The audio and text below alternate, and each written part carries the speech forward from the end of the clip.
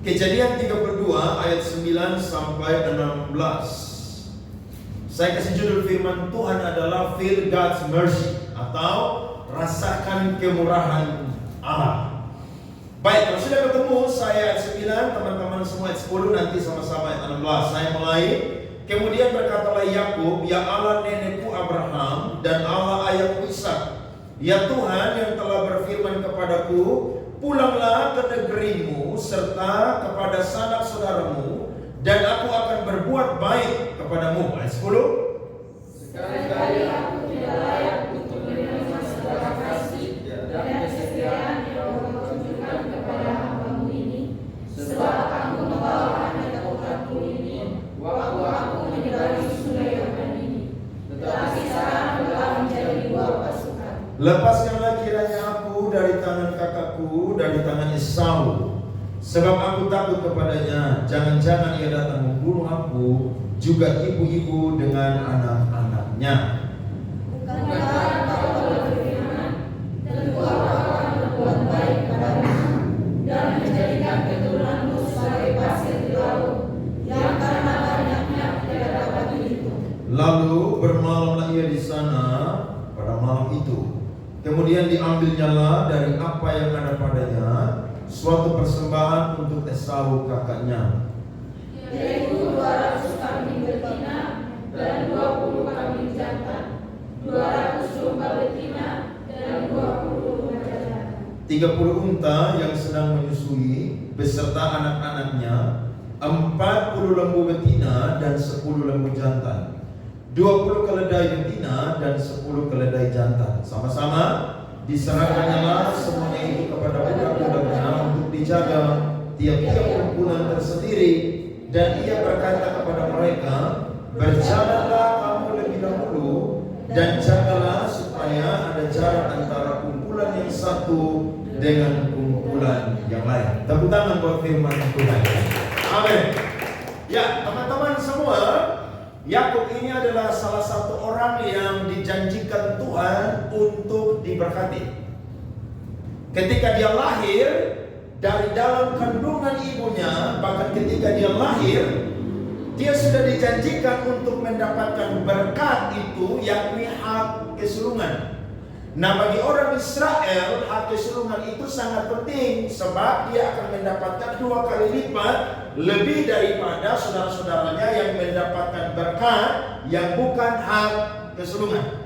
Tapi kalau kita belajar tentang perjalanan Yakub, Yakub adalah seorang yang penuh dengan yang namanya lika-liku dalam perjalanannya. Ketika dia menipu dia punya kakak Esau, maka dia lari ke satu tempat, saudara, yakni Padan Aram pada waktu itu. Padan Aram adalah tempat dari pamannya yang bernama Laban. Ketika dia sampai di sana, maka dia ditipu oleh pamannya yang bernama Laban. Harusnya ketika dia bekerja 7 tahun, dia mendapatkan yang namanya Rahel pada waktu itu. Tapi ternyata pamannya menipu dia dan memberikan kepadanya Lea. Akhirnya dia bersepakat dengan pamannya, dia bekerja lagi 7 tahun sehingga dia mendapatkan yang namanya Rahel. Bukan hanya itu saja, dia mendapatkan banyak kambing domba karena memang Yakub ini orangnya, saudara, sangat licik. Bahkan dari nama dia saja, saudara-saudara, adalah seorang penipu. Jadi dia putar otak bagaimana sekalipun dia punya mertua, dia punya paman ini, punya hubungan darah dengan dia, tapi dia adalah orang yang tidak mau kalah. Dia mau jadi orang yang lebih daripada pamannya dia. Dan apa yang Yakub gumuli, apa yang Yakub kerjakan selama 20 tahun itu berhasil. Tapi satu ketika saudara-saudara dia sedang yang namanya bekerja, dia melakukan aktivitasnya, Tuhan berfirman kepada Yakub bahwa engkau harus pulang kembali ke negerimu. Nah, Yakub pernah berjanji kepada Tuhan di satu tempat namanya Luz. Ketika dia lari meninggalkan kakaknya, meninggalkan ayahnya dan ibunya, dia berjanji kepada Tuhan.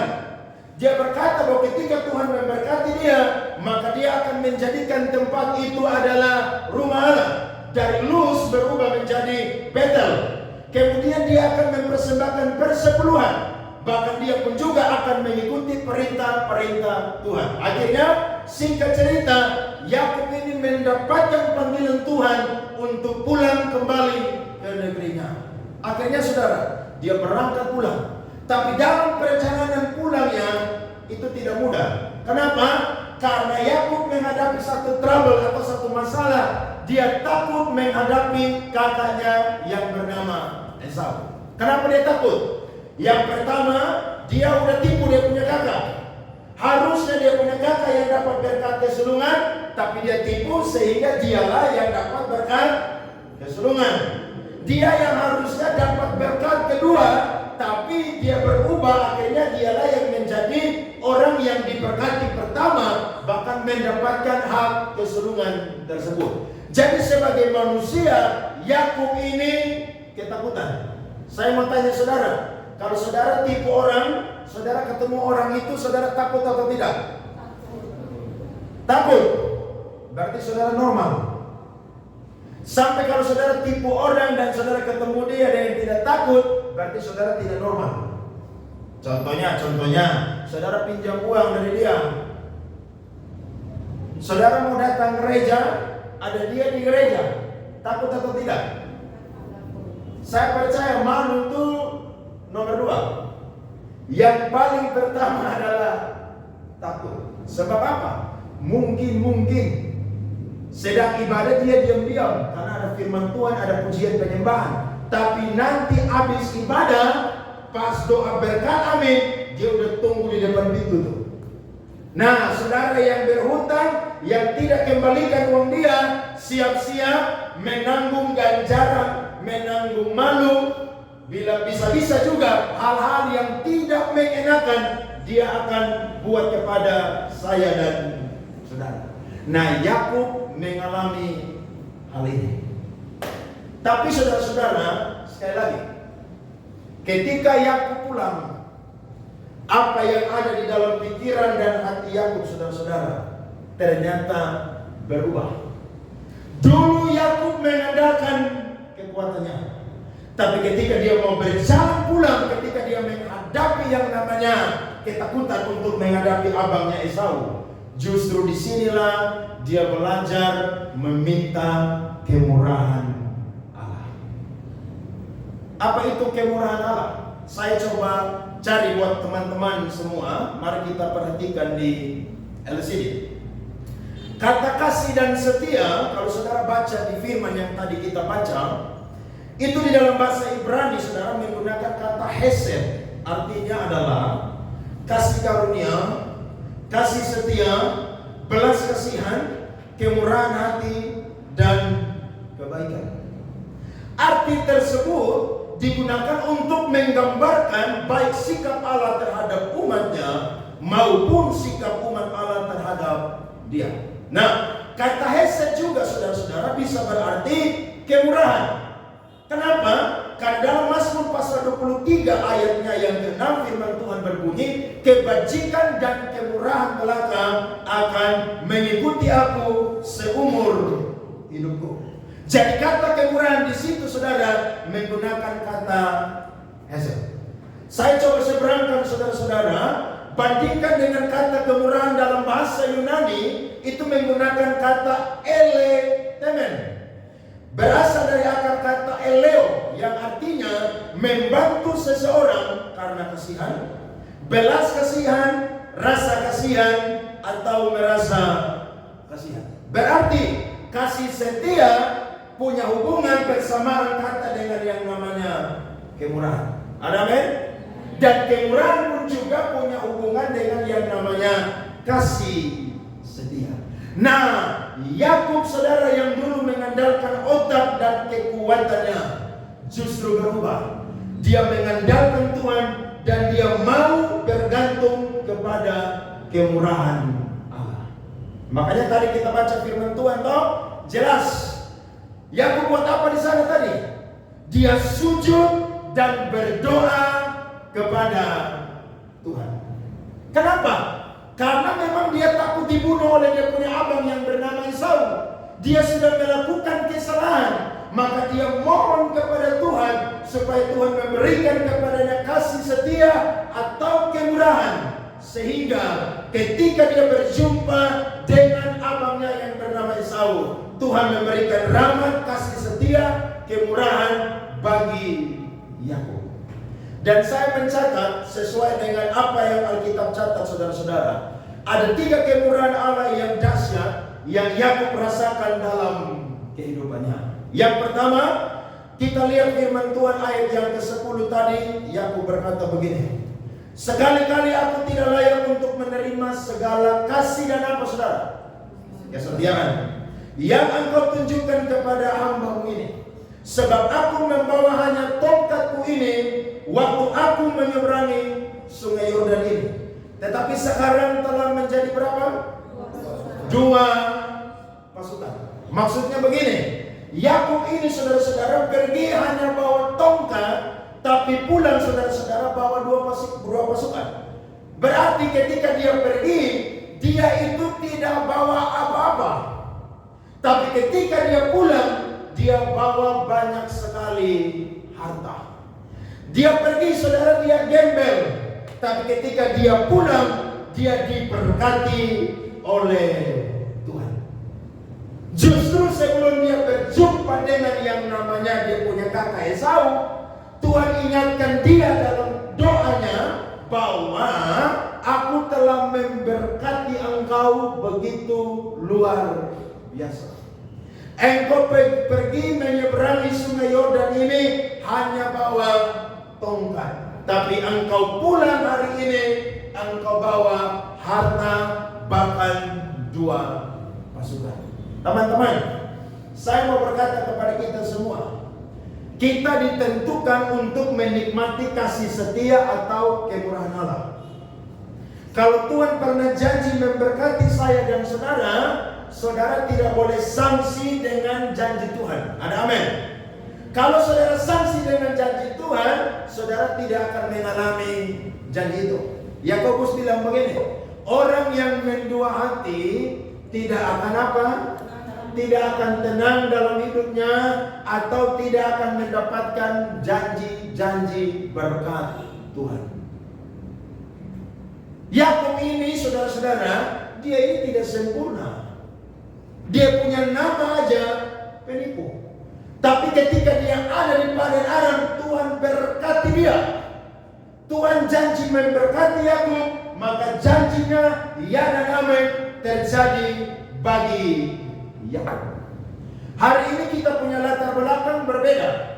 Kita punya mimpi-mimpi berbeda. Tapi saya mau berkata, setiap firman yang datang dalam kehidupan kita, ya dan amin pasti akan terjadi. Amin.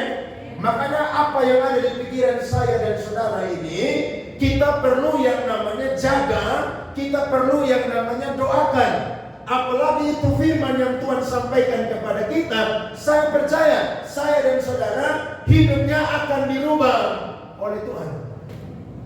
Saya dulu waktu masih kecil lihat pesawat, teriak-teriak pesawat. Saya tidak tahu berapa puluh kali, berapa banyak saya sudah pelayanan kemana-mana naik pesawat. Saudara kan ada yang belum pernah naik pesawat. Saya yakin satu ketika saudara sampai capek naik pesawat. Kenapa? Jam terbang tinggi. Saudara punya jam terbang sampai sama dengan pilot dan pramugari dan pramugara. Kenapa? Saudara sibuk. Loh iya, ada banyak orang dulu tidak ada apa-apanya, tapi karena kemurahan Allah buat dia diubahkan oleh Tuhan dan hidupnya diberkati oleh Tuhan. Orang dunia aja punya prinsip, hidup seperti roda. Hari ini saya di bawah, besok-besok saya akan ada di mana? Di atas. Nah, kalau kita anak Tuhan, kita pun juga dijanjikan untuk yang namanya diberkati oleh Tuhan. Bukan karena jasa dan kebaikan kita, tapi semua itu murni karena kemurahan Allah, karena kasih setia Allah. Saudara baca tadi pengertian dari Hesed tadi. Tuhan tuh merasa kasihan. Tuhan tuh berbelas kasihan. Berarti kalau sampai kita diberkati, mutlak itu bukan karena jasa dan kebaikan kita. keselamatan aja anugerah. Apatah lagi segala berkat-berkat yang kita dapatkan dalam kehidupan kita, saya yakin itu mutlak belas kasihan daripada Tuhan. Hari ini kalau saya dan saudara belum mendapatkan apa yang Tuhan janjikan, jangan putus asa, jangan lemah. Tetap fokus iring Tuhan, bekerja dengan baik, kuliah dengan baik, melayani Tuhan dengan baik. Saya percaya satu ketika berkat Tuhan akan turun untuk kehidupan saya dan juga saudara. Amin. Siapa yang percaya kemurahan Allah akan mengikuti hidupnya seumur hidupnya. Amin. Percaya dong. Percaya. Ukuran berkat banyak, lebih, kurang, sedikit, itu urusan Tuhan. Kenapa? Karena Tuhan yang paling tahu hati kita dan batin kita. Tapi saya percaya janji Tuhan ya dan amin akan nyata terjadi bagi kita orang-orang muda. Hidup kita akan berubah. 20 tahun yang akan datang, saya yakin hidup saudara akan berubah. Lo Yakub nih penipu. Tapi karena memang Tuhan janji dia diberkati, dia diberkati. Tuhan kalau mau lihat kekurangan kita, maka Tuhan tidak akan berjanji kepada kita. Karena kita manusia ini setiap hari bikin dosa dan kesalahan. Tapi Tuhan mau bermurah hati kepada siapa dia mau bermurah hati. Makanya Tuhan itu jadi Allah, karena Tuhan itu punya kedaulatan. Kalau Tuhan tidak punya kedaulatan, Tuhan tidak bisa menjadi Allah. Apa janji Tuhan dalam kehidupan kita? Pegang itu baik-baik. Saudara jangan gentar lihat dunia ini berubah. Sebab ketika dunia ini berubah, maka Tuhan punya yang namanya pemeliharaan dan janjinya juga akan terus turun atas kita orang-orang yang berharap kepada kasih setia atau kemurahan Allah. Saya jadi pendeta ini hari melayani Tuhan. Dulu banyak orang berkata, jadi pendeta mau makan apa? Justru saya ini yang rem-rem saya lidah. Karena setiap hari pasti saya makan, saya jajan setiap hari. Mungkin karena kebiasaan lama di Jawa suka makan di luar, sampai di Kupang suka makan terus. Padahal orang bilang jadi pendeta mau makan apa? Justru sekarang saya mau makan apa aja bisa. Saya mau makan pizza, makanan kesukaan bisa makan. Mau makan nasi padang bisa. Mau makan apa lagi? Bisa. Itu baru perkara yang namanya perut. Belum perkara-perkara hebat yang Tuhan nyatakan bagi kita sampai kita menjadi berkat bagi orang lain. Saya yakin itu pun juga pasti akan nyata terjadi dalam kehidupan kita. Kalau hari ini saudara masih jadi mahasiswa, masih kere, tidak apa-apa. Namanya mahasiswa. Tapi kalau saudara cinta Tuhan, kuliah baik-baik, melayani Tuhan dengan terbaik, satu ketika Tuhan akan rubah saudara punya masa depan. Sebab Tuhan janji masa depan kita adalah masa depan yang penuh apa saudara-saudara? Harapan. Saudara jangan berkata, Tuhan, beta begini terus. Tidak. Saudara perlu berdoa, bekerja sekeras-kerasnya. Seperti Yakub berusaha dengan kekuatan dia. Tapi ketika dia dalam perjalanan pulang, justru dia sadar bahwa dia butuh yang namanya kemurahan Allah. Ayo, mulai malam jangan andalkan kekuatan. Kalau saudara pernah andalkan kekuatan, tidak apa-apa, itu udah lewat. Tapi mulai dengar ini firman ini malam, bergantung kepada kasih setia atau kemurahan Allah. Percaya, Tuhan sanggup buka jalan untuk kehidupan kita. Tuhan sanggup memberkati. Tuhan sanggup angkat kita. Tuhan sanggup rubah apa yang tidak baik menjadi baik. Bahkan apa yang mustahil menjadi tidak mustahil. Ada amin? Amin. Kalau Yakub aja bisa berubah, saya yakin kita pun juga Tuhan bisa rubah kehidupan kita. Itu yang pertama. Yang kedua adalah identitas Yakub itu dirubah Tuhan. Dari seorang penipu menjadi seorang pahlawan. Nah, ini yang saya bilang tadi di depan. Dia ketika saudara-saudara lahir, dia punya nama diberikan Yakub. Artinya adalah penipu. Tapi justru ketika dia dalam perjalanan pulang, kemurahan Allah turun atas Yakub. Mari kita lihat firman Tuhan. Kejadian 32 ayat 24 sampai 28. Firman Tuhan berbunyi, lalu tinggallah Yakub seorang diri dan seorang laki-laki, yakni Allah, bergulat dengan dia sampai fajar menyingsing. Ketika orang itu melihat bahwa ia tidak dapat mengalahkannya, ia memukul sendi pangkal paha Yakub, sehingga sendi pangkal paha itu terpelecok. Ketika ia bergulat dengan orang itu, lalu kata orang itu, biarkanlah aku pergi, karena fajar telah menyingsing. Sahut Yakub, aku tidak akan membiarkan engkau pergi jika engkau apa? Tidak memberkati aku. Bertanyalah orang itu kepadanya, siapakah namamu? Sahutnya Yakub. Saudara perhatikan, Yakub butuh berkat, tapi dalam pandangan Allah, yang paling penting yang Yakub harus dapatkan pada waktu itu adalah identitasnya berubah. Karena kalau mau minta harta, ya Yakub udah kaya. Pergi dengan tongkat, pulang dengan harta, dengan 2 pasukan. Nah, Yakub minta berkat, tapi yang Tuhan lihat adalah identitas Yakub harus dirubah. Ayatnya yang ke-28.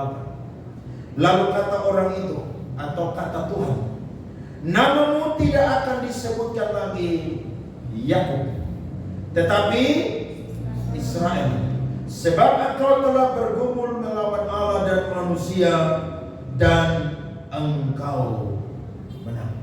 Saudara lihat, ini sebuah nubuatan, sebuah profetik untuk Yakub, bahwa dia akan menjadi bapa yang akan menjadi berkat bagi keturunannya. Orang Israel akan menjadi satu bangsa yang gagal perkasa, sampai kepada keturunan-keturunan yang ada di bawahnya bukan sekedar bangsa yang biasa, tapi jadi bangsa yang luar biasa. Perubahan identitas, saudara, itu penting bagi kita. Kalau saudara baca Alkitab, ketika Petrus berjumpa dengan Tuhan, dia punya nama tidak disebut lagi Simon, tapi Tuhan ganti dengan apa, saudara-saudara? Petrus. Tuhan ganti dengan apa? Kefas. Artinya apa? Batu karang. Dia orang yang biasa, tapi mengalami perubahan identitas. Makanya saudara-saudara, identitas itu penting dalam kehidupan kita. Saudara boleh punya segala macam, tapi kalau identitas selama masih ada dalam kehidupan kita, itu tidak memuliakan Tuhan. Tidak. Dulu orang kenal saudara itu penjahat, sekarang saudara harus pastikan Tuhan rubah saudara, bukan jadi lagi seorang penjahat. Dulu saudara punya kehidupan lama, menjadi orang yang tidak jadi berkat bagi orang lain. Sekarang saudara harus pastikan Tuhan rubah hidup kita menjadi berkat. Identitas itu penting. Kenapa? Karena identitas saudara akan merubah juga jalan kehidupan kita. Dari seorang penipu jadi seorang pahlawan. Hebat atau tidak? Hebat itu. Makanya kita ini kadang-kadang kalau doa, kita hanya fokus kepada apa? Kebutuhan-kebutuhan perut, kebutuhan-kebutuhan tubuh, ya, penampilan, uang, kita lupa berdoa supaya Tuhan rubah dong identitas kita. Saudara pernah ingat-ingat saudara punya usia kelahiran baru? Yang biasa dirayakan hanya apa? Ulang tahun toh? Ketika ulang tahun banyak yang kasih doa, tambah dewasa, tambah diberkati, sehat, sukses, dan lain sebagainya. Tapi saudara tidak pernah coba renungkan, saya punya usia rohani ini seberapa tahun? Nah, jangan-jangan usianya 10 tahun, 15 tahun, 20 tahun, tapi masih seperti bayi. Masih seperti anak kecil. Anak kecil bayi itu hanya minum susu, makan makanan yang lunak, ya, apa-apa maunya terpenuhi. Minta ini maunya Tuhan langsung kasih. Itu mental atau itu identitas anak kecil. Tapi kalau orang dewasa, saya percaya dia seperti Yakub. Tuhan rubah jadi apa? Pahlawan. Dia coba renungkan, aduh Tuhan, saya ini iring Tuhan ini sudah puluhan tahun, kok saya ini masih muter begini? Saya iring Tuhan sudah 3 tahun, main musik 15 tahun, hari ini jadi pendeta semau 7 tahun. Oma Saleh tidak pernah dorong-dorong saya, ayo pelayanan. 1 kali pun tidak pernah. Tidak pernah. Kenapa? Karena waktu saya bertobat, saya pergi ke gereja, saya lihat orang main musik di gereja.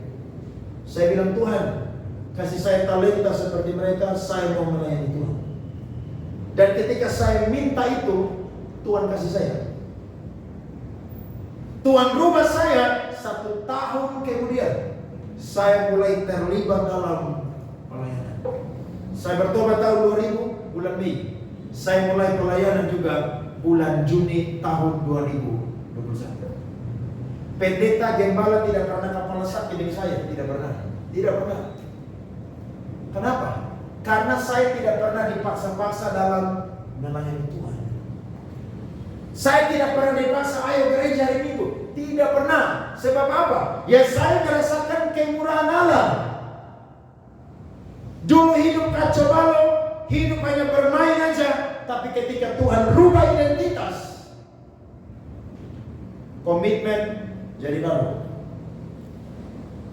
Janji dengan Tuhan diperbarui. Semangat iring Tuhan, Tuhan kasih setiap hari. Makanya sampai hari ini saya tetap semangat melayani Tuhan. Kalau saudara mau jadi pahlawan, pastikan identitas kita harus berubah. Amin.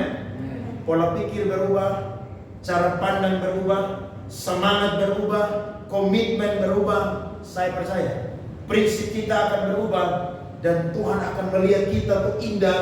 Bahkan manusia akan melihat kita ada perubahan-perubahan di dalam kehidupan kita. Jadi kalau doa, minta berkat dari Tuhan. Tapi tidak selalu Tuhan kasih berkat jasmani untuk kita. Karena bagi Tuhan yang paling penting adalah perubahan identitas dalam kehidupan kita.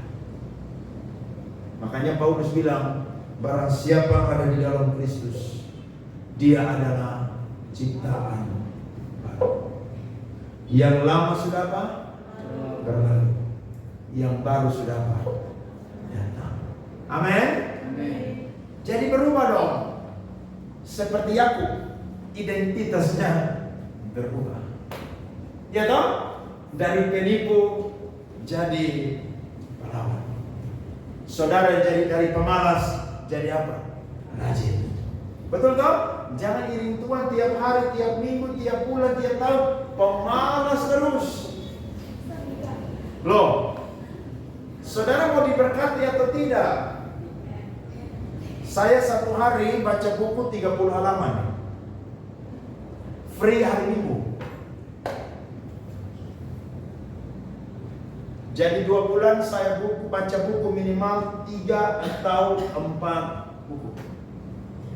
Kenapa? Karena saya pegang Tuhan punya janji. Kamu akan jadi hamba Tuhan melayani Tuhan sampai bangsa-bangsa. Berarti kalau saudara mau dipakai sampai bangsa-bangsa, saudara harus upgrade saudara punya kapasitas. Betul? Pengetahuan teologi harus bagus. Hal-hal praktis harus saudara mengerti. Saudara harus tahu banyak hal supaya apa? Supaya ketika khotbah di depan pejabat-pejabat, saudara harus tahu bagaimana sampaikan firman Tuhan di depan pejabat. Saudara khotbah di orang-orang yang berpendidikan, saudara punya khotbah tuh bisa masuk di orang punya hati dan juga orang punya pikiran. Bahkan saudara khotbah di kampung-kampung sekalipun, orang bisa terima firman Tuhan. Sebab apa? Sebab saudara pandai meracik sesuatu firman Tuhan untuk bisa diseberangkan. Kenapa? Ya karena Tuhan tuh janji untuk apa? Memberkati. Amin. Saya ini mimpi pelayanan di Amerika seulang-ulang, tapi belum pergi juga. Tidak apa-apa. Saya yakin kalau itu mimpi dari Tuhan, ya ada nama. Loh, saya tidak ragu. Sebab tahun 2002 Tuhan panggil saya, Tuhan janji kepada saya baru lulus SMA, kamu akan jadi pendeta, melayani Tuhan dengan Injil, dengan musik, pujian, penyembahan sampai bangsa-bangsa. 2004 saya jadi hamba Tuhan di sekolah di Bandung. Lari lagi 7 tahun. Tuhan tangkap, Tuhan buru, akhirnya sampai jadi hamba Tuhan. Berarti saya percaya, lambat atau cepat janji Tuhan pasti akan tergenapi. Saya bilang, Tuhan, saya tidak pandai bahasa Inggris. Tidak apa-apa. Nanti kalau ketemu bule, apa yang ada di pikiran ngomong aja. Ya toh, semampunya saja. Kalau tidak bisa, percaya ada penerjemah yang bisa tafsirkan itu kata-kata. Betul toh? Loh, kalau kita mau belajar semua bahasa, tidak akan mungkin. Kalau orang bule datang khotbah di Indonesia, ada yang seberangkan dari bahasa Inggris ke bahasa Indonesia. Berarti kalau saya dan saudara pergi pelayanan di luar negeri, orang seberangkan dari bahasa Indonesia kepada bahasa Inggris dan lain-lain. Bisa atau tidak? Bisa. Amin. Prinsip saya, ke surga aja bisa. Kenapa ke Amerika dan sekitarnya tidak bisa? Lo lihat kok, harus begitu. Kenapa? Identitas Tuhan rubah. Ketika identitas Tuhan rubah, pola pikir berubah, cara pandang berubah, gaya hidup berubah, semangat hidup berubah. Kenapa? Identitas Tuhan rubah. Amin.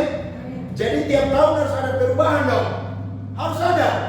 Orang lihat orang ini gila lah. Ini anak nih hebat nih. Dia punya hidup ini berubah. Ya, semangatnya luar biasa nih iring Tuhan. Kenapa? Karena ada perubahan identitas. Kalau Tuhan berkati saudara dan identitas tidak berubah, itu berkat hilang atau berkat kurang, tinggal sedikit, saudara juga mulut-mulutan. Kenapa? Karena identitas tidak berubah. Tapi kalau identitas berubah, saya percaya pola pikir, semangat, gaya hidup, komitmen, prinsip akan berubah kepada Tuhan. Amin. Itu saya percaya itu. Yang ketiga, kita lihat saudara-saudara, Tuhan menjamah hati Esau dan mendamaikan Yakub dan Esau. Nah, ini kemurahan yang ketiga yang Yakub rasakan. Coba lihat Kejadian 33 ayat 1 sampai 4, ayat 8 dan 12. Saya baca firman Tuhan, saudara perhatikan. Yakub pun melayangkan pandangnya, lalu dilihatnya Esau datang dengan diiringi oleh 400 orang. Maka diserahkannya sebagian dari anak-anak itu kepada Lea dan sebagian kepada Rahel serta kepada kedua budak perempuan. Ayat 2, ia menempatkan budak-budak perempuan itu beserta anak-anak mereka di muka, Lea beserta anak-anaknya di belakang mereka, dan Rahel beserta Yusuf di belakang sekali. Ayat 3, dan ia sendiri berjalan di depan mereka, dan ia sujud sampai ke tanah berapa kali? 7 kali. Hingga ia sampai ke dekat kakaknya. Wih, Yakub ini ketakutan loh. Kenapa? Karena Yakub ini anak mama. Sedangkan Esau ini adalah seorang petarung. Sukanya apa? Berburu. Sedangkan Yakub suka tinggalnya di rumah. Zaman itu belum ada handphone, Android, YouTube. Kalau ada mungkin pekerjaan Yakub ya begitu. Sama seperti kita yang masih malas-malas kan begitu. Hobinya nonton-nonton begitu aja tuh.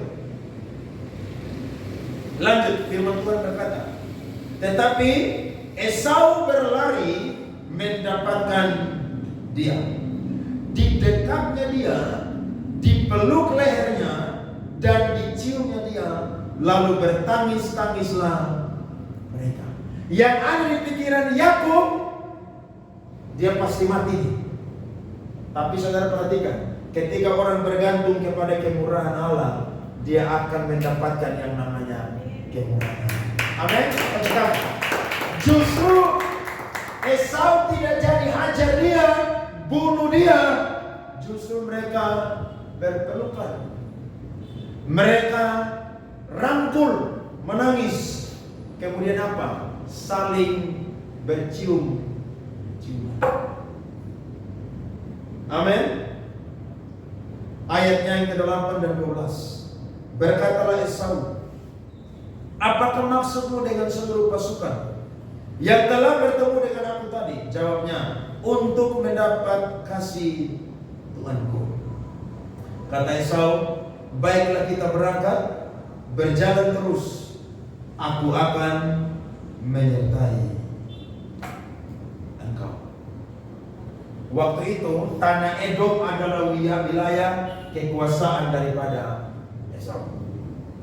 Ada banyak penjahat-penjahat pada waktu itu. Justru Yakub bukan hanya mendapatkan berkat, didamaikan dengan abangnya. Justru abangnya yang bernama Esau menyertai dia. Ini kemurahan Allah yang luar biasa. Amin.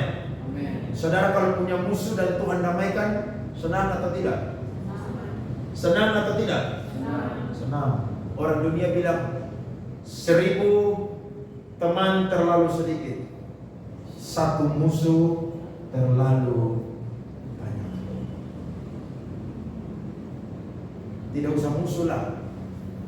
Yang mau bunuh saudara, 1 orang hater saja,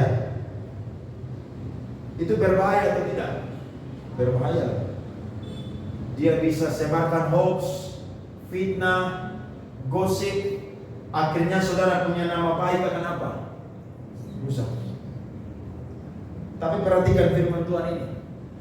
Kalau Tuhan berkenan kepada jalan seseorang, maka musuh orang itu pun didamaikan dengan dia. Amsal 16 ayat 7. Mari kita baca firman. Amsal 16 ayat 7, 2-3. Jikalau Tuhan berkenan kepada jalan seseorang, maka musuh orang itu pun didamaikannya dengan dia. Amin. Kenapa? Karena ada kemurahan Allah yang turun. Percaya, ketika kita bersikap seperti Yakub yang mengandalkan kemurahan Allah, bukan kekuatan diri lagi, kita akan rasakan banyak kasih setia dan kemurahan Allah dalam kehidupan kita. Percaya aja, percaya. Kalau Yakub aja Tuhan sanggup memberikan, kita pun juga Tuhan akan sanggup memberikan. Amin. Sebab Tuhan tidak pernah pandang bulu ketika mengasihi. Tuhan mengasihi setiap orang. Apalagi ada orang-orang tertentu yang Tuhan janjikan berkat. Saya percaya, lambat atau cepat, berkat Tuhan akan turun atas setiap kita. Saudara mau alami berkat seperti yang alami? Jadilah sesuai dengan iman kita. Tuhan berkati kita semua malam hari ini. Amin buat firman Tuhan.